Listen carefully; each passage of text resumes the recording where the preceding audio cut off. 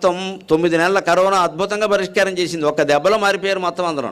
ఎవరికి చెప్పక్కర్లేదు. ఇంకా అందరూ ఇలాగే అంటున్నారు. ఇప్పుడు కనపడితే నమస్కారం ఇలా చేయి చాపిన వాడు నేను చూడలేదు. ఈ మధ్య ముష్టాలు కూడా చేయి చాపడం మానేశారు. ఇలాగే అంటున్నారు. గొడవలేదు ఇంకా.